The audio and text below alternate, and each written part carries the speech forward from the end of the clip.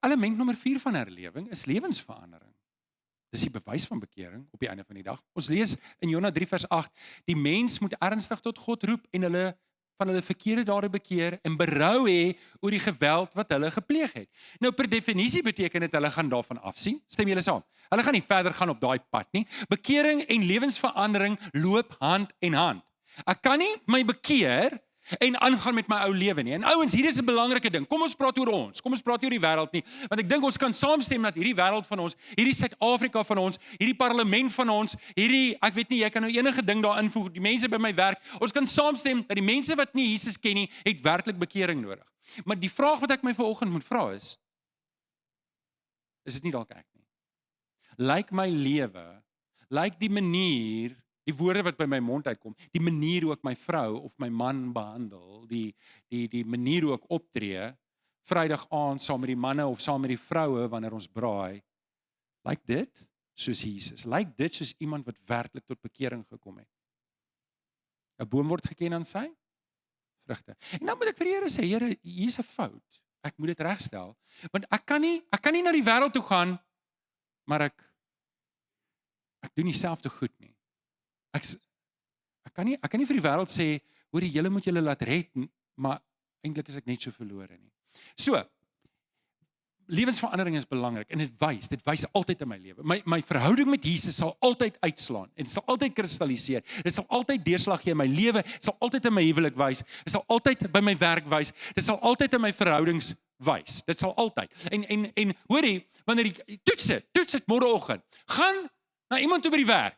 Ek gaan sê vir hom, hoorie, ek wil vir jou sê, ek is lief vir Jesus. En as hy enigstens geskok is, dan moet jy weet, daar's werk om te doen. As iemand sê, wat? Dis 'n grappietjie, hoor, maar daar's baie erns daarin. As iemand net kyk en sê, wat? Jy 'n Christen? Dan moet jy weet, jou oggend en aand praatjie kom nie oor een nie. Dan moet daar bekering wees. Dit wys in my lewe. Mense moet weet, as mense nie weet ek is 'n kind van die Here nie, dan wys dit nie in my lewe nie. En hierdie is belangrik. So my hart lyk anders. My hart is anders.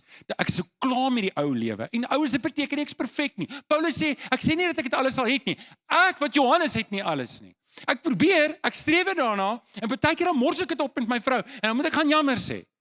Maar sy is gelukkig baie gracious, ek is dankbaar daarvoor.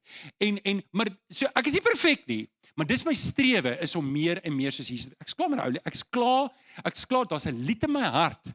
Wanneer ek my oë toe maak en ek maak my hart stil, dan is daar 'n lied in my hart want ek weet Jesus is in my lewe. Wie kan amen sê daar? Okay? Ek het 'n rede om voor te lewe. Ek het 'n roeping. Ek het hierdie dinge in my lewe en hier's die groot ding van 'n kind van die Here. Dit is altyd aansteeklik. Dis wat met Jona gebeur het. Toe hy gepreek het, hoe het die woord by die koning uitgekom? Okay, sê, kom ons vat Pinkster. Hoe? Nou klink dit soos 'n uil. Hoe die Joodse raad besef hier's moeilikheid? Want hulle het gesien die mense het verander en hulle is vol vreugde en dit het hulle vooruit gegaan en dit het aangesteek soos 'n wille veldbrand. Dis wat in ons lewens moet gebeur. En ouens, dalk sukkel jy 'n bietjie en dalk sukkel jy om die vreugde van die Here uit te lewe en dalk is jy nie 'n baie aansteeklike persoon nie. Al wat mense by jou kry is griep in die winter. Maar ouens, hulle moet aansteek by jou. Hulle moet Jesus by jou kry.